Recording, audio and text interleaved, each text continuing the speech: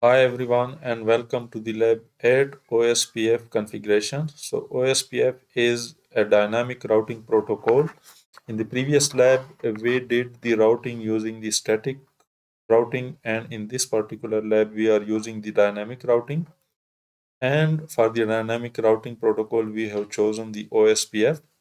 So this is the lab topology. We have three routers R1, R2, and R3, and we have two networks 192.168.1.0 and 192.168.2.0. The purpose of this lab is to make the PC1 and PC2 communicate with each other using the OSPF dynamic routing protocol. And this OSPF will be configured on these three routers.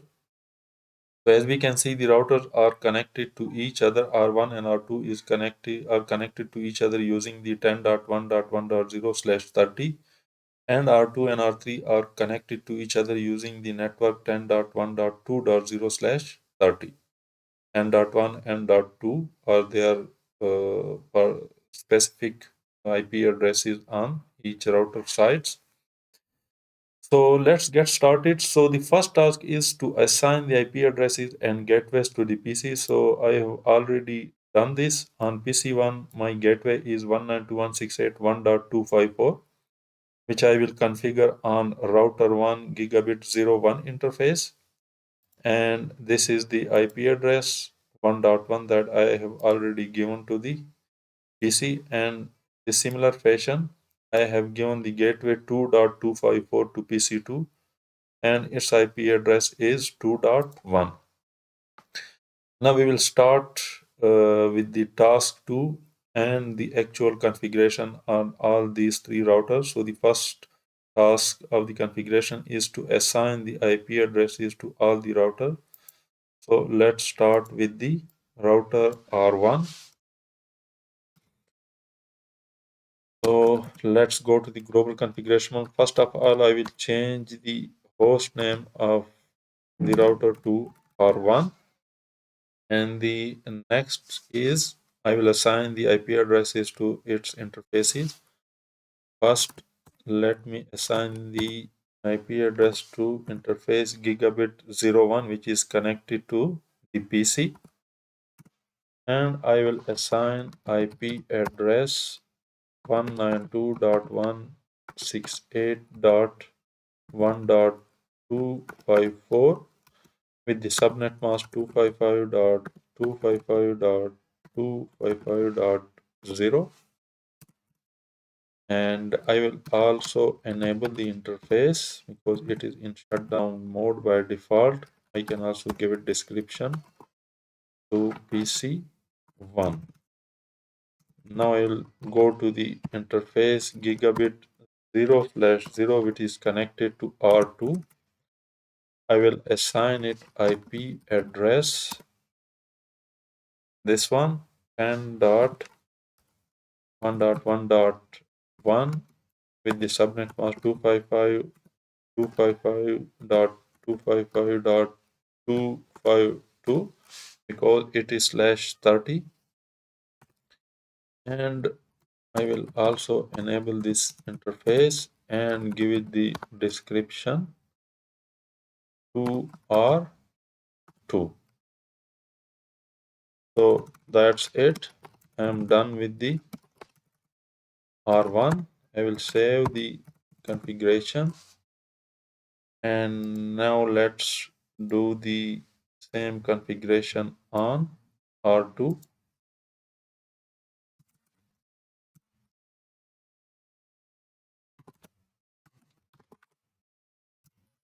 Let me first change the host name to R2, and now I'll assign the IP addresses to its interfaces. First of all, let's go into the interface gigabit 0/0 and assign it the IP address of 10.1.1.2, having the subnet mask of 255.255.255.252,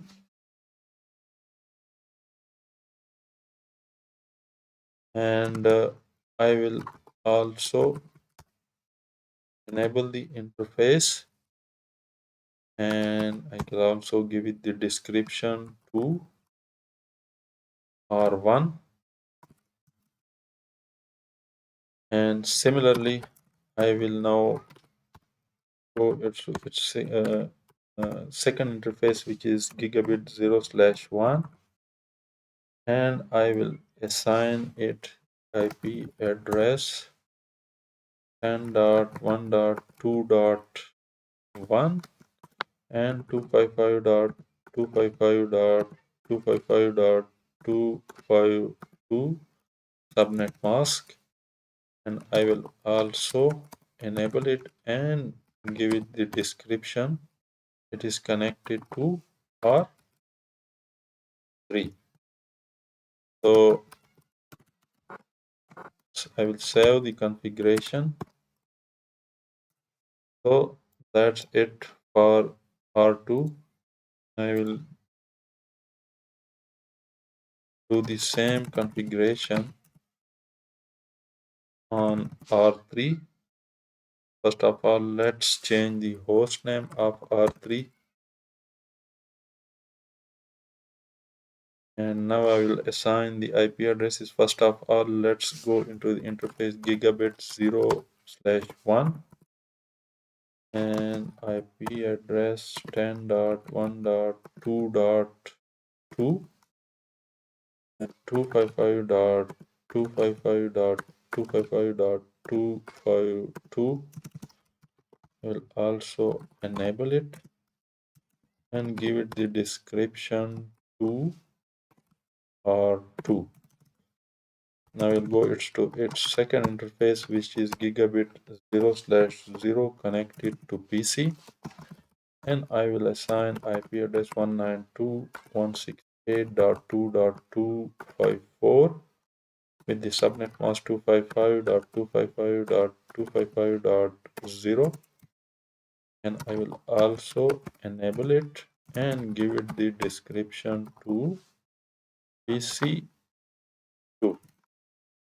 I will save the configuration, and that's it. So we are done with the task 2. So now if I ping PC2 from PC1, so PC2 IP is 192.168.2.1. Ensure it is not pinging because we need to do the OSPF configuration in order to route this network over here. So the task 4 and the important task is the configuration of the OSPF. So first of all, I will configure the OSPF on router 1. I'm here on router 1. I will go into the global configuration mode and I will define an OSPF process ID. I can define, so this ID is local. It is not advertised with other router, so you can choose any ID. If you use the question mark, so it can range from 1 to 65,535. Let me choose one for this one. And now I will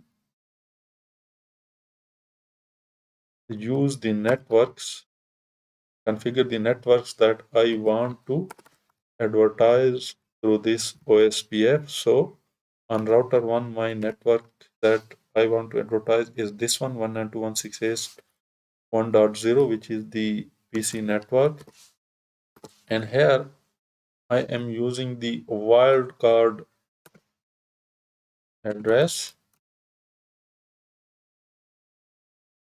and I am using OSPF area 0. Similarly, I will also configure the second network with which router 1 is connected to router 2, which is 10.1.1.0 with the wildcard. Sorry, this is 10.1.1.0, 0.0.0.3, and again area 0. So That's it. That is the OSPF configuration on R1. Now I will do the same configuration OSPF, excuse me, on R2. So I'll go into global configuration mode, and R2 I will configure the two network that R2 needs to advertise. First of all, I will define the OSPF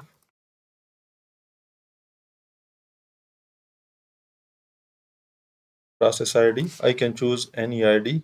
It should not, or it can be same, but it is not necessary that the process ID needs to be same on all the router. You can choose different ID because, as I said, these are local to the router and are not advertised across the routers. I will choose the process ID 2 here. I will choose the networks that I need to advertise 10.1.1.0 dot 3 and the area 0, and the second network is 10.1.2. So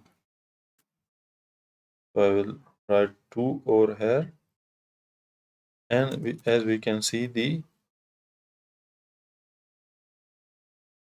OSPF is doing its job, and the two routers are forming adjacency and neighborhood. Now we'll exit this and go to the router 3 for the OSPF configuration. And on router 3, I can again I will define the OSPF process ID. I am choosing 3 over here, and the network that I will advertise are 192.168.2.0 and the wildcard address 0.0.0.255 and the area 0, and the second network is 10.1.2.0 and the wildcard address dot 3 and area 0. So that's it. As we can see, OSPF neighborhood and adjacency are being formed. So that's it. That's all the routing OSPF configuration that we needed to do on the router. So now let's again test the connectivity. I will again ping the PC2 from PC1, and sure enough, PC2 is now pingable. I can also ping PC1 from PC2. PC1 IP is 192.168.1.1, and it is also pingable. So now let some OSPF commands. It will not be that straightforward. You may encounter some errors, or you will have to do some troubleshooting. So in order to do troubleshooting, you can use some of these commands such as show IP OSPF neighbor. So this command will show you the neighbor that you are connected to. So in this case, it is also showing that the state, it is in full state and PDR configuration. And my R1 neighbor is, of course, 10.1.1.2. with the interface and dot. Okay, so this is my neighbor's information. Its interface is, it is basically showing this interface n.1.2.1, and its address with me is 10.1.1.2. Another command that you can use is show IP route, and this will then show that all the routes that have been learned through the OSPF. This O stands here for the OSPF. Another important command that you can use is show IP OSPF database, and this will also give you the necessary and important information. So that's all for this lab. I hope this has been informative. So I purposely chose the simple and easy topology so that you actually learn the concept and the purpose of the lab, such as the OSPF configuration. I can also choose complex topologies with many routers and connectivity, but then the real purpose of the lab is buried somewhere, and we are just doing the troubleshooting and the connectivity and all sort of things. So that's the purpose of choosing these simple topologies. So I hope you have learned something from this lab, and please subscribe and share the video to support the channel, and see you in the next video.